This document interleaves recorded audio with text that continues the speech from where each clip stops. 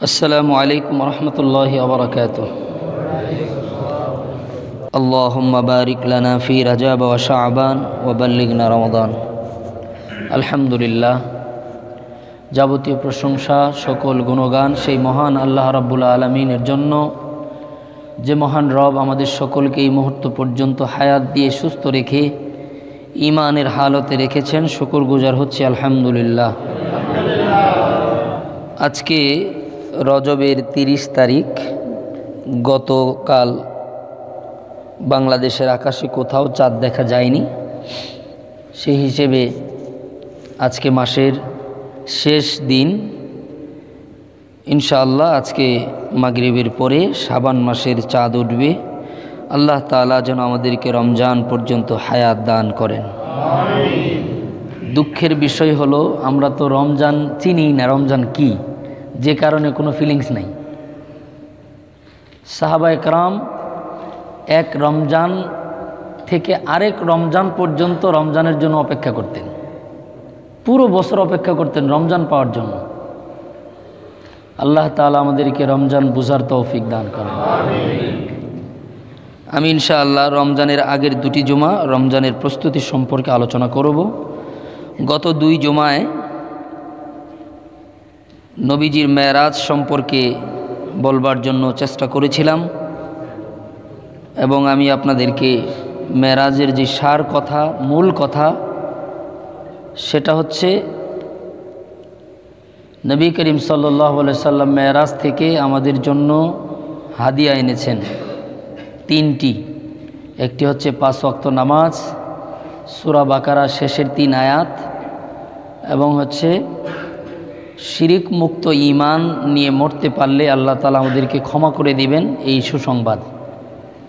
আল্লাহ তাআলা আমাদেরকে এই 3টি কথা অনুধাবন করে আমাল করার তৌফিক দান করেন। আমাদের হৃদয়ের হালত হচ্ছে প্যারালাইজড রোগীর মতো। যাদের ঘরে প্যারালাইসিসের রোগী আছে, আপনি দেখবেন যদি মশার কয়েলও লাগায় দেন পায়ের মধ্যে, উনি কিন্তু লড়তে পারবে না, কারণ পায়ের মধ্যে অনুভূতি শক্তি নাই। এরকম একটা রোগী দেখেছিলাম যে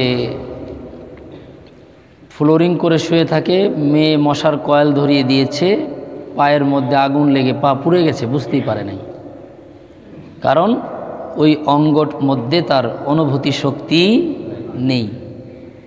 আমাদের যে কলব আছে, আমাদের যে রূহ আছে, আমাদের রুহুর মধ্যে অনুভূতি শক্তি দ্বীনের বিষয় একেবারেই কমে গেছে, যে কারণে কোন দিক দিয়ে আখেরাতের বিষয় আসে আর যায় আমরা টের পাই না। আল্লাহ তাআলা দয়া করে যেন আমাদের আত্মা, আমাদের কলবের অনুভূতি শক্তি আখেরাতের বিষয়ে যেন বৃদ্ধি করে দেন, সকলে বলে আমিন। আমি আজকে আপনাদের সম্মুখে সূরাতুল বাকারার 31, 32, 33 নম্বর আয়াতে কারিমা তেলাওয়াত করেছি। আল্লাহ পাক রব্বুল আলামিন সূরাতুল বাকারার 30 নম্বর আয়াতের মধ্যে বর্ণনা করেছেন যে আমি মানুষ সৃষ্টি করতে চাই, আমার প্রতিনিধি বানাইতে চাই। ফেরেশতারা তখন বলেছিল যে আপনি কি আবার এমন কোনো জাতিকে সৃষ্টি করবেন যারা পৃথিবীতে গিয়ে ফাসাদ করবে, রক্তপাত ঘটাবে, মারামারি হানাহানি করবে? এই প্রশ্ন করার পিছনে তাদের যৌক্তিকতা ছিল যে পৃথিবীতে মানুষের আগে আল্লাহ তাআলা জিন্নাতকে পাঠিয়েছিলেন। এখানে একটি কথা বলা বাহুল্য, পৃথিবীর আমরা যা দেখি এবং যা কিছু দেখি না, সবচাইতে আপডেট, সবচাইতে নতুন সৃষ্টি হলো মানুষ। আলহামদুলিল্লাহ বলেন। এই কথাটা আমাদের মনে রাখা দরকার যে আমরা কয় নাম্বার প্রোডাক্ট। রাসূলুল্লাহ সাল্লাল্লাহু আলাইহি ওয়াসাল্লাম হাদিসের মধ্যে বলেছেন, ক্বালান নাবিয়্যু সাল্লাল্লাহু আলাইহি ওয়াসাল্লাম ওয়া ক্বালা রাসূলুল্লাহি সাল্লাল্লাহু আলাইহি ওয়াসাল্লাম উতিতু ইলমাল আউয়ালিন ওয়াল আখিরিন।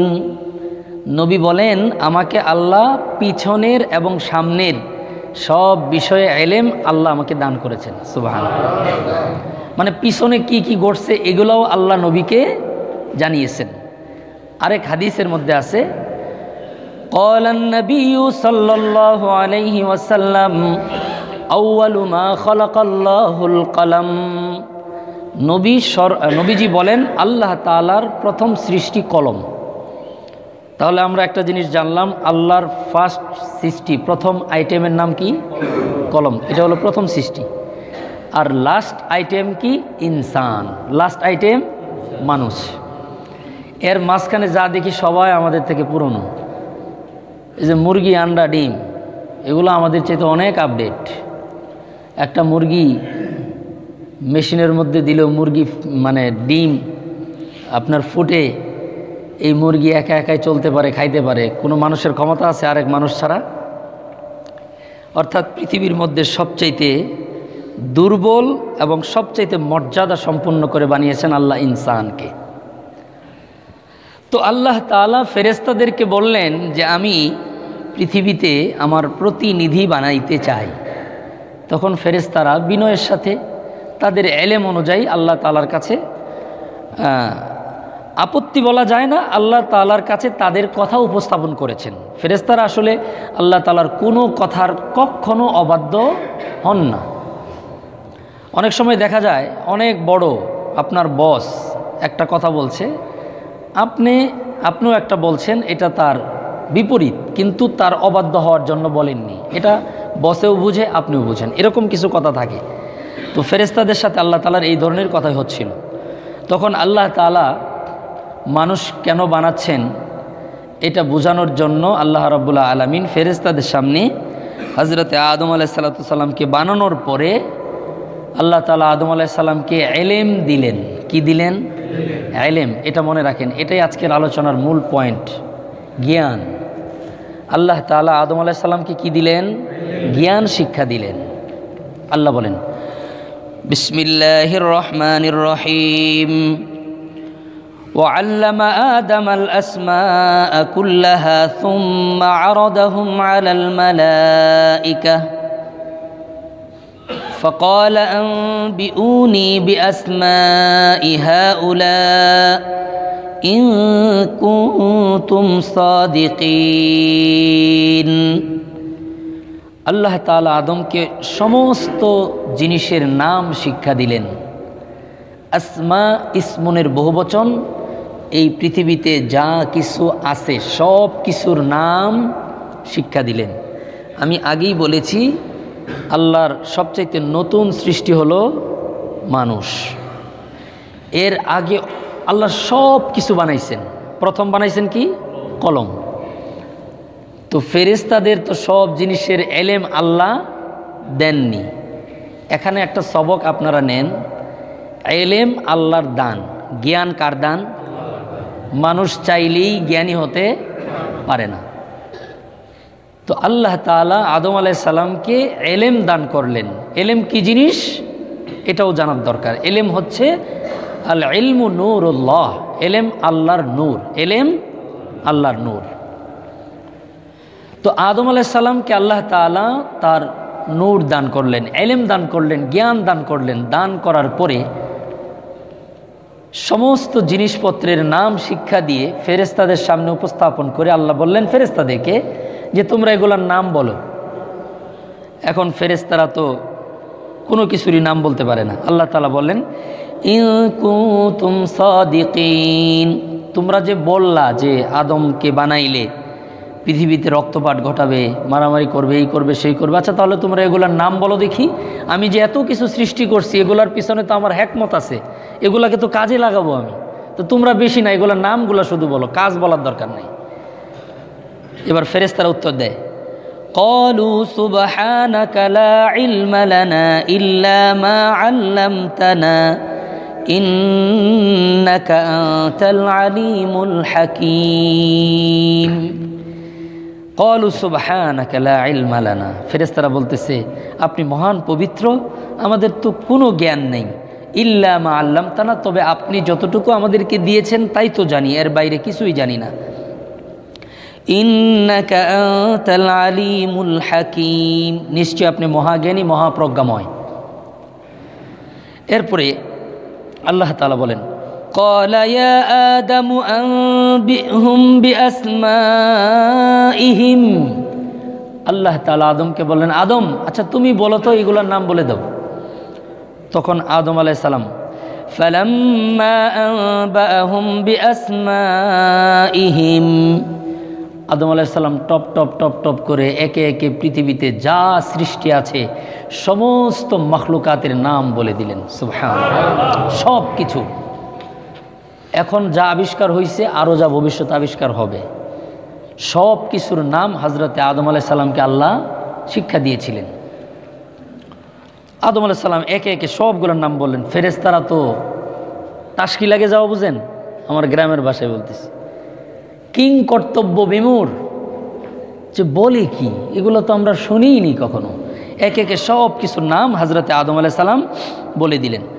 তখন আল্লাহ তাআলা আদম আলাইহিস সালামের এই উপস্থাপনা দেখে ফেরেশতাদের দিকে আল্লাহ তাকিয়ে বলতেছেন, ক্বালা আলাম আকুল লাকুম ইন্নী আ'লামু গায়বাস সামাওয়াতি ওয়াল আরদ, আমি কি তোমাদের আগেই বলি নাই যে আমার কাছে এই আকাশ, জমিন, নবমণ্ডল, ভূমণ্ডলের সকল অদৃশ্যের খবর আমার কাছে আছে।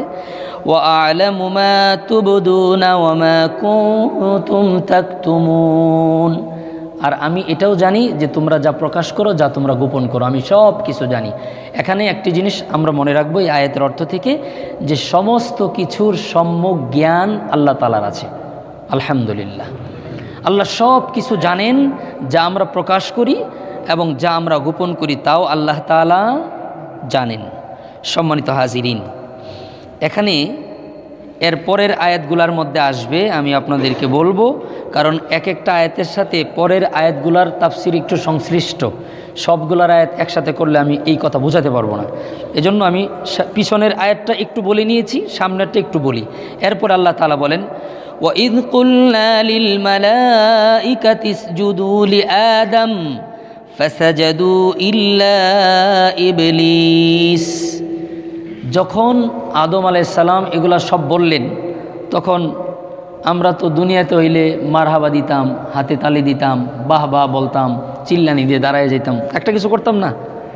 যখন দেখবেন অনেক ভালো কিছু পরিবেশনা হয়, দেখবেন বিশেষ করে যখন খেলাধুলা হয়, এটা সহজে বুঝবেন, ফুটবল খেলা। আমি এক সময় আমার খেলা দেখার খুব আগ্রহ ছিল, কিন্তু আল্লাহ দয়া করছে আমি অনেক বছর ধরে খেলাধুলা একেবারেই দিল থেকে উঠে গেছে, একবারে মনই চায় না, দেখি না। তো একদিন আমিও খেলা দেখতেছিলাম, আমার পাশে একজন বসে বসে ও শুধু পালারাইতেছে, মনে হয় বলটা ওই মারবে। আমি নিজের চোখে দেখে বলতেছি, বানানো কথা না।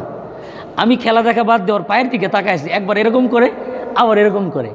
আমি কার এরকম করে কেন, মানে ও চাচ্ছে বলটা কিক দিয়ে গোলকিপারের মধ্যে ঢুকায় না কেন, অর্থাৎ তার উদ্দীপনা, তার আগ্রহ, এটার একটা বহির্প্রকাশ তার বডি ল্যাঙ্গুয়েজের মধ্যে ফুটে উঠেছিল। আমি বুঝাইতে চাচ্ছি, মানুষ কোনো ভালো কিছু দেখলে, অদ্ভুত কিছু দেখলে, আনন্দের কিছু দেখলে মানুষ চিৎকার দেয়, লাভ দেয়, ফাল দেয়, তালি দেয়, মারহাবা দেয়, বাহবা দেয়, ও করে চিৎকার মারে, অনেক কিছু করে। তো ফেরেশতারা যখন হযরতে আদম আলাইহিস সালাতু সালামের এই উপস্থাপনা দেখলো, যে বলে কি, বলতেই আছে। আপনারা বলেন, আমরা জীবনে কত আইটেম দেখছি, অনেক আছে না, দেখিই নাই, বলতেই আছে। যেমন ডাইনোসর নামে একটা প্রাণী আছে, এটার কঙ্কাল আবিষ্কার হওয়ার আগ পর্যন্ত এটার নামই তো জানতো না মানুষ। আমরা এটার নাম জানছি, হাড্ডিগুড্ডি দেখছি। হাড্ডিগুড্ডি তাও আমরা বিভিন্ন ডিভাইসের মধ্যে দেখছি, সরাসরি আমি এখনো দেখিনি। তো এরকম যা দেখেনি, যা শোনেনি, এগুলো যখন শোনা শুরু করছে, ফেরেশতারা আশ্চর্য হয়ে গেছে। তখন আল্লাহ তাআলা ফেরেশতাদেরকে বললেন, উসজুদু লিআদম, আদমকে সেজদা দাও। এখানে একটা প্রশ্ন থাকে, সেজদা দিতে হয় একমাত্র আল্লাহকে, সেজদা দিতে হয় কাকে? কোনো সময় কাউকে সেজদা দেওয়ার অনুমতি ছিল না। তো আল্লাহ তাআলা আদমকে কেন বললেন? জমহুর মুফাসসিরিনরা বলছেন, আদমকে সেজদা দিতে বলেন নাই, আল্লাহকেই সেজদা দিতে বলছেন। আদমকে কিবলা বানাইতে বলছিলেন। আমরা যেমন কাবা ঘরের দিকে ফিরে সেজদা দিই, আমরা কি কাবাকে সেজদা দিই? সেজদা দিই কাকে? আল্লাহর হুকুম কাবা ঘরের দিকে ফিরে সেজদা দাও, এজন্য আমরা কাবা ঘরের দিকে ফিরে সেজদা দিই। এর আগে বাইতুল মুকাদ্দাসের দিকে ফিরে সেজদা দিতাম। আল্লাহ বলে দিছে যে এখন কাবা ঘরের দিকে। এখন আল্লাহ তাআলা নবুয়তির দরজা বন্ধ করছেন, এখন নতুন করে আর কোনো নির্দেশনা আসার সম্ভাবনা নিশ্চিত থাকেন। মৃত্যু পর্যন্ত সেজদা দিতে হবে কেবলার দিকেই মুখ করে, এর বাইরে আর কোনো কথা নেই।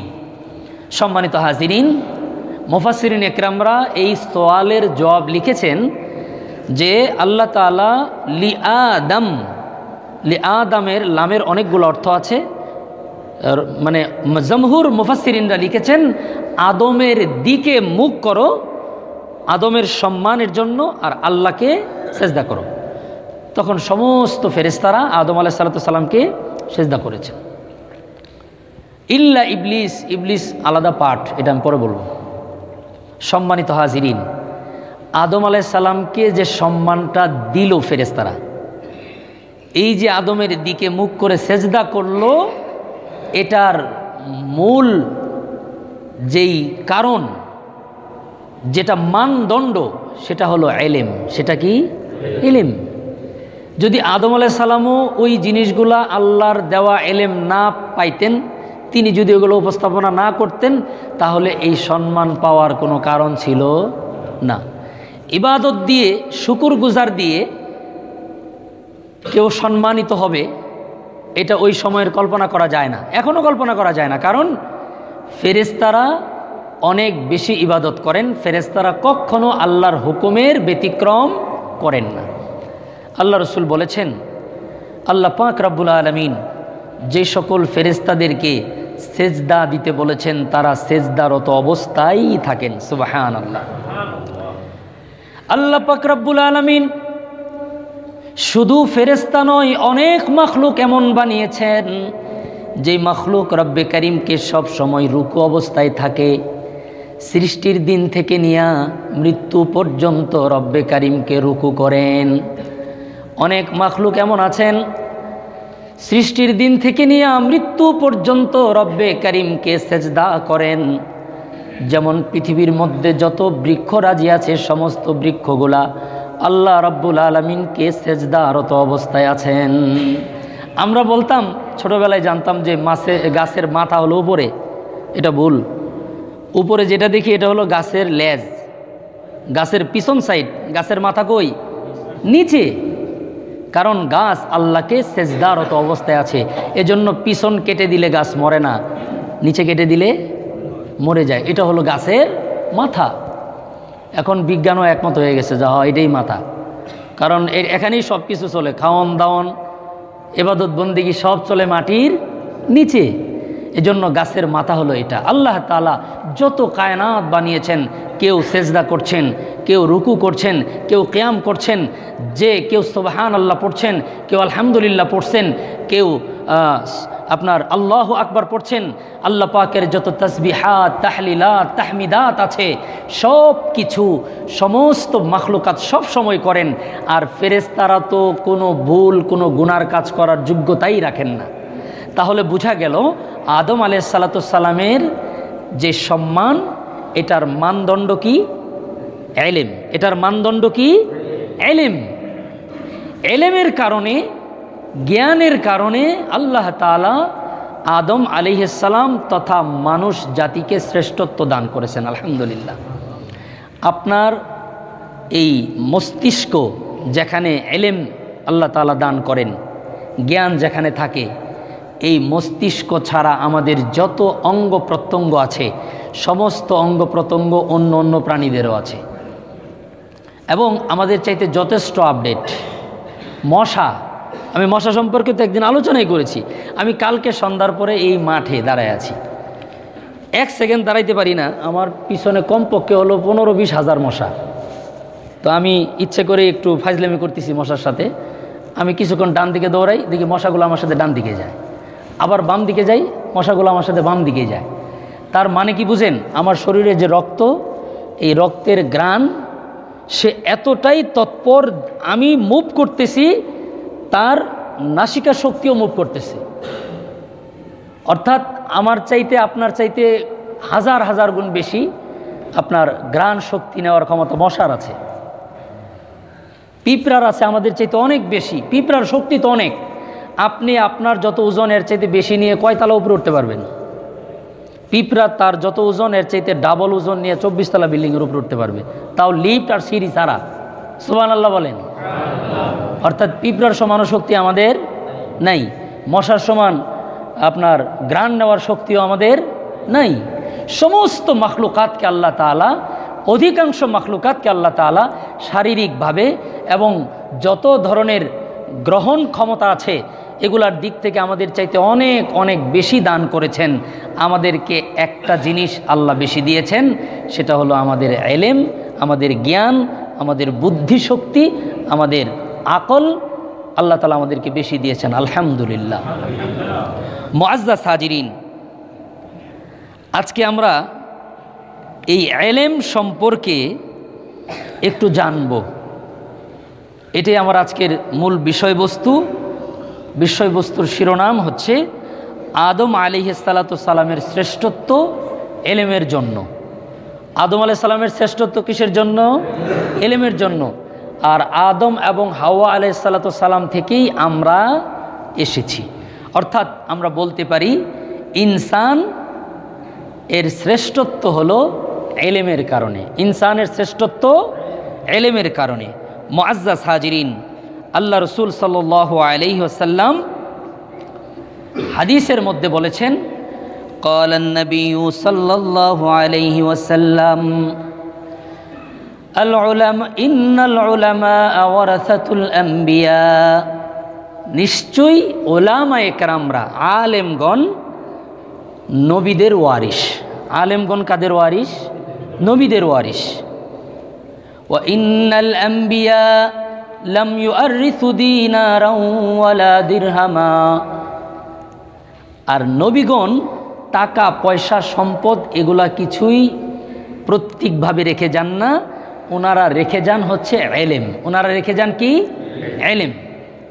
এখানে একটা প্রশ্নের উত্তর আগে বলে দিই, না হলে আমরা দুই ভাগে ভাগ হয়ে যাব। আমরা কোরআন আর দুনিয়া এটাকে আমরা আলাদা করে ফেলছি। এটাই হচ্ছে মানুষ জাতির ব্যর্থতার মূল জায়গা।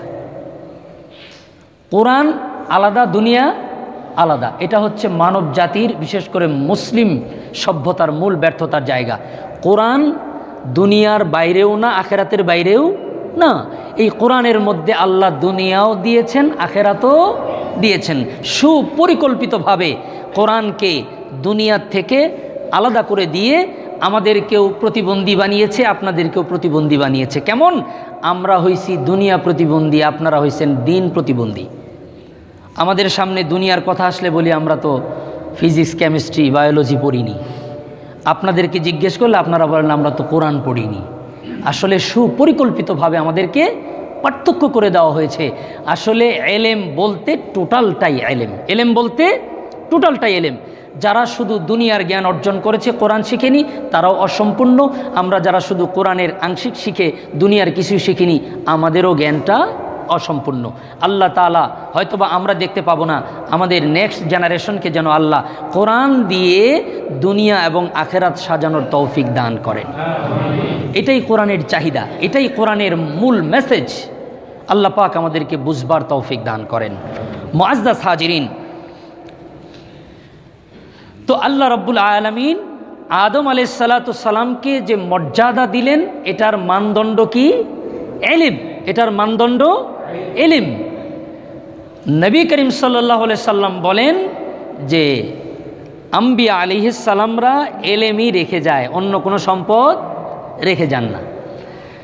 তবে যারা যতটুকু ইলম অর্জন করলো, যে যতটুকু জ্ঞান অর্জন করলো, সে তার নবীর থেকে ততটুকুই প্রত্যেক সম্পত্তির মালিক হলো। এখন আমরা খুঁজে দেখি আমরা কে কতটুকু অংশ পেয়েছি। কেউ পাবেন 0%ও পায় নাই, 100 টাকার মধ্যে 1 টাকাও পায় নাই, বঞ্চিত হয়ে গেছি।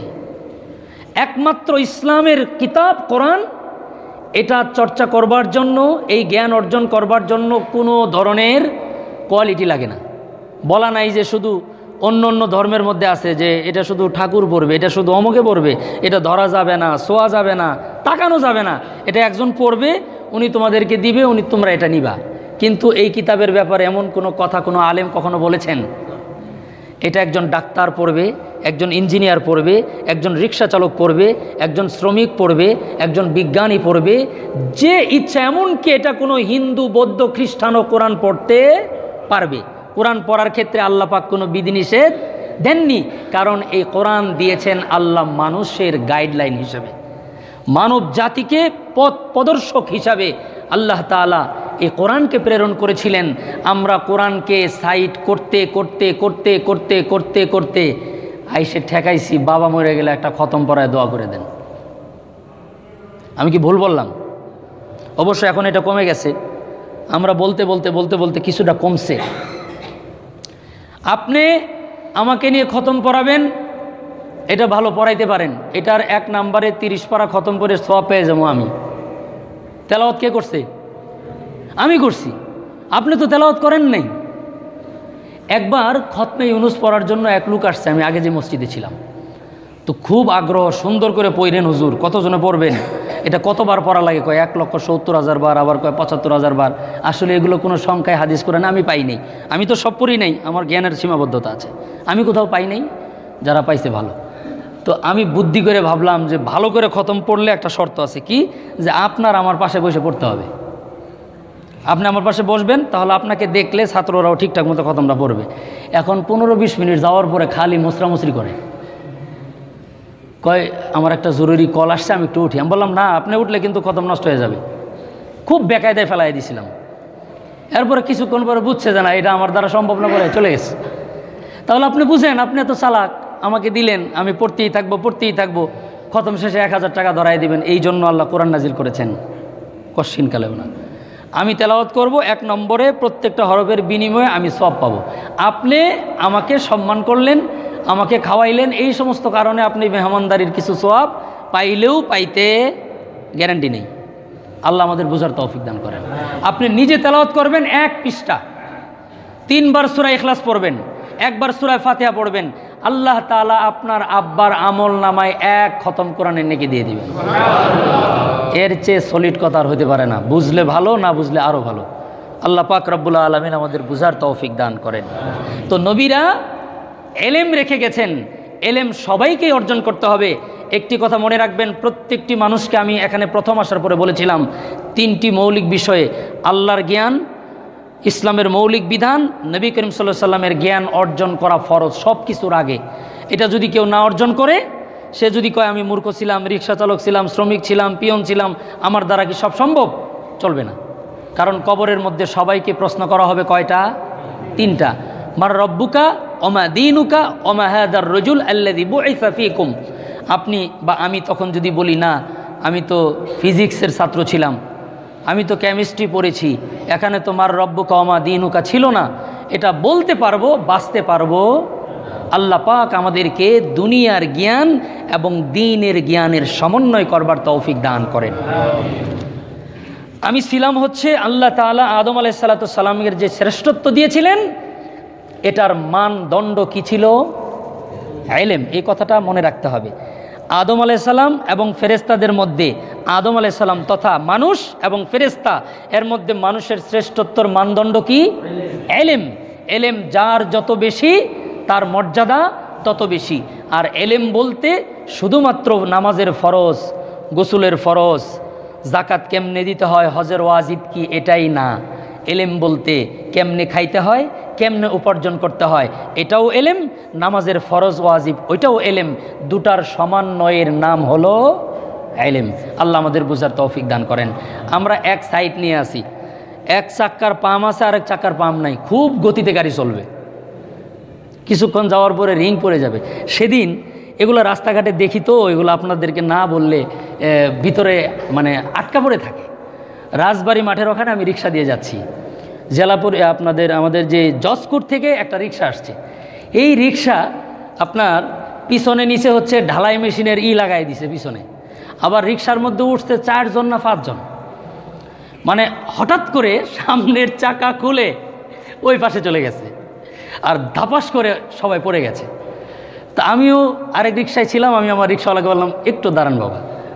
তো গার্লস স্কুলের সামনে দাঁড়াইছিলাম, পিছনে তাকায় দেখলাম এইভাবে একটা চাক্কা খুলে দৌড় দিল কেন। পরে বুঝলাম যে এটা ওভারলোড না, ওভারলোডের উপরে যদি কোনো শব্দ থাকে সেটাই হয়েছিল। অর্থাৎ আমরা যারা শুধু দ্বীনি ইলম নিয়ে আছি, দুনিয়া কিচ্ছু বুঝি না, এটাও 1 চাকা পাম আছে, আরেক চাকার পাম নেই। আবার যারা শুধু দুনিয়ার এলেম নিয়ে আছি, দিন সম্পর্কে কিচ্ছু জানি না, তাদেরও একই অবস্থা। এই দূর অবস্থা নিয়ে জান্নাত পর্যন্ত পৌঁছা, ঈমান নিয়ে কবরে পৌঁছা কতটুকু নিরাপদ, আল্লাহ আমাদের বুঝার তৌফিক দান করেন। আল্লাহ আমাদের উভয়কে দিন এবং দুনিয়া দুটা সমন্বয় করে দুনিয়াতে শান্তি, আখেরাতে মুক্তি দান করবেন, বলুন আমিন। সম্মানিত হাজিরিন, এই এলেম আল্লাহ তাআলা দিয়েছেন, অর্থাৎ আমি প্রথমেই বলেছিলাম যে আল্লাহর প্রথম সৃষ্টি কি জানি? শেষ সৃষ্টি ইনসান। শেষ সৃষ্টি ইনসান। কলম এবং ইনসান, এই দুইটার মাঝখানে যা সৃষ্টি আছে, সমস্ত সৃষ্টির মধ্যে মর্যাদা বৃদ্ধি হয়েছে ইনসানের। এর কারণ কি? এলেমের কারণ। এর কারণ কি? এলেম। আপনারা অবাক হবেন, আমি আজকে সকালে আলহামদুলিল্লাহ, এখন তো আমি বিজ্ঞানীদের কাছে থাকি, আপনারা সবাই দোয়া করবেন আমাদের সকল বিজ্ঞানীদের জন্যে। আল্লাহ তাআলা যেন এই জাতির কল্যাণে তাদেরকে কবুল করেন এবং তাদের গবেষণাগুলো সাদগায়ে জারিয়া করে দেন, সকলে বলুন আমিন। এখানে এসে আমি মাশাআল্লাহ আস্তে আস্তে সায়েন্স সম্পর্কে একটু করে টিকা নোট শেখার চেষ্টা করতেছি। সম্মানিত হাজিরিন, একজন সুস্থ মানুষের মস্তিষ্ক, দেখেন আমাদের ব্রেন, আল্লাহর সকল সৃষ্টির সেরা কুদরত হলো মানুষের মস্তিষ্ক। সুবহানাল্লাহ বলেন। মানুষের মস্তিষ্কের মধ্যে বিস্ময়, এর মতো বিস্ময়কর সৃষ্টি আল্লাহর আর কোনো কিছু করেননি। একজন সুস্থ মানুষের মস্তিষ্কে ৮৬ থেকে ১০০ বিলিয়ন স্নায়ুকোষ রয়েছে। সুবহানাল্লাহ। ৮৬ থেকে ১০০ বিলিয়ন স্নায়ুকোষ আছে একজন সুস্থ মানুষের মস্তিষ্কে।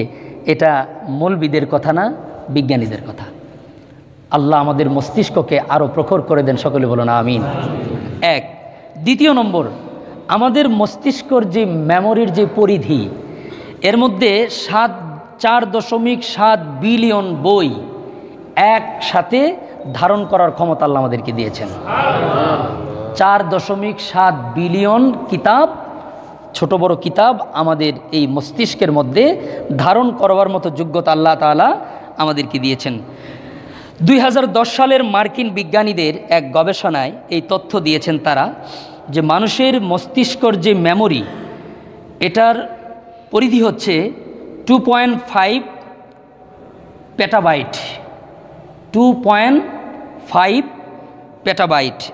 1 petabyte equal to 1 million gigabyte.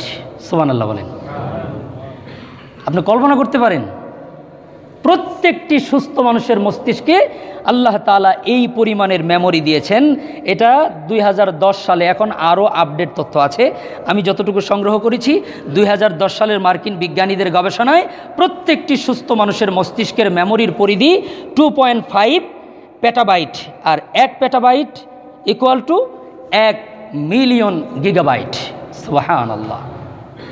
এই যে ইয়াহু গুগল টুগল যা আছে, এগুলা মানুষের মস্তিষ্কের 24%ও না। সুবহানাল্লাহ, সুবহানাল্লাহ, আল্লাহু আকবার। আল্লাহ রাব্বুল আলামিন আমাদেরকে এমন মস্তিষ্ক দান করেছিলেন। এই মস্তিষ্ক গবেষণা করতে গিয়া একজন ব্রিটিশ লেখক ডাইএমটি নামে একটা বই লিখেছে। লেখকের নাম হলো টড হেনরি।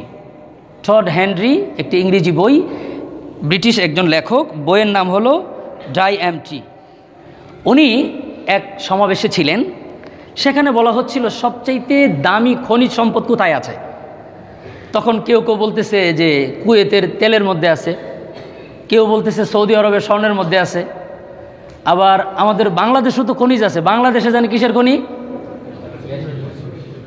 গ্যাস আছে, আরও জানি কি আছে। আপনারা চালাক আছেন, বলবেন না, থাক, বলার দরকার নেই, শুনতে চাই না আমরা। যাই হোক, বাংলাদেশেও খনি আছে, বাংলাদেশে মানুষের খনি আছে। আলহামদুলিল্লাহ বলেন। বাংলাদেশে কিসের খনি আছে? মানুষের খনি আছে। এত অল্প জায়গায় এত বেশি মানুষ পৃথিবীর কোথাও নেই। তো মানুষ তো আল্লাহ দিয়েছেন, এরপরে আখলাক চরিত্রের মধ্যে কিছু সমস্যা, সুবিধা অসুবিধা তো আছেই, এটা নয় নাই বললাম। কিন্তু ওই মজলিসের মধ্যে টড হেনরি মানুষকে জিজ্ঞেস করতেছিলেন যে সবচেয়ে খনিজ সম্পদ কোথায়। সৌদি আরবে আছে, কুয়েতে আছে, ইরাকে আছে, আফগানিস্তানে আছে, বিভিন্ন দেশের নামগুলা বলছে। মজার ব্যাপার হলো এই পৃথিবীর 75% খনিজ আল্লাহ মুসলিম অধ্যুষিত এলাকায় দিয়েছেন। সুবহানাল্লাহটা সুন্দর হয়নি, আর একটু মন থেকে বলার দরকার। আল্লাহ পাক রব্বুল আলামিন যেখানে আল্লাহর সেজদা হয় সেই জমিনের মধ্যে আল্লাহ খনিজ সম্পদ বেশি দেন। আবার বলেন সুবহানাল্লাহ। বাংলাদেশে মসজিদ বেশি, এজন্য আল্লাহর রহমতও বেশি, না হলে যা কিছু ঘটে হিসেব অনুযায়ী ধ্বংস হয়ে যাওয়ার কথা। পৃথিবীর আন্তর্জাতিক গবেষকরা মিলাইতে পারে না যে এই দেশ কেমনে টিকে আছে। এই দেশ টিকে থাকবে কারণ এই দেশে এই জমিনের মধ্যে সেজদা হয়। সুবহানাল্লাহ। এই দেশ নিয়ে যারা ষড়যন্ত্র করবে তারা কেউ উড়ে যাবে, কেউ পানির নিচ দিয়ে যাবে, কেউ কাঁটাতার ভেদ করে যাবে। এই দেশ ক্ষতি কেউ করতে পারবে না, কারণ আল্লাহর রহমত আল্লাহ এই জমিনের মধ্যে দিয়েছেন। আল্লাহ আমাদের এই জমিনকে হেফাজত করেন, সকলে বলুন আমিন। তো উনি বলেন যে না, আল্লাহ রব্বুল আলামিন সবচাইতে বেশি খনিজ রেখেছেন কবরস্থানে। কোথায় রেখেছেন? সবাই আশ্চর্য, বলেন কি কবরের মধ্যে খনিজ হয় কেমনে? তখন উনি বলেছেন যে মানুষের মস্তিষ্কে আল্লাহ যা দিয়েছিলেন এটার 0.1%ও মানুষ কাজে লাগায় নাই, এই পুরো মস্তিষ্ক কবরের মধ্যে নষ্ট করেছে। সুবহানাল্লাহ বলেন। আমাদেরকে আল্লাহ যা দিয়েছিল এটাকে অলসতার প্রাচীরের মধ্যে আবদ্ধ করে আমরা আমাদেরকে ধ্বংস করে দিয়েছি।